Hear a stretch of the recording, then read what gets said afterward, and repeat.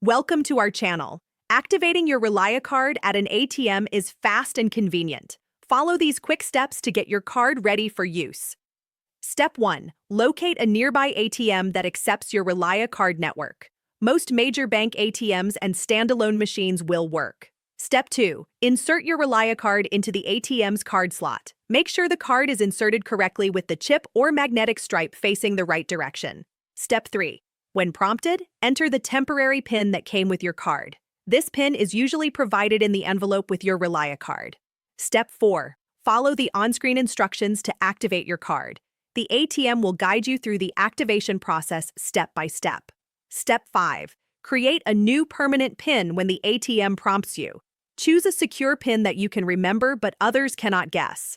Step 6. Confirm your new PIN by entering it again. Make sure both entries match to complete the PIN setup. Step 7. Complete the activation process by following any remaining prompts on the ATM screen. The machine will confirm when your card is successfully activated. Step 8. Remove your card from the ATM and keep it in a safe place. Your ReliaCard is now ready to use for purchases and withdrawals. Don't forget to like this video and subscribe to our channel.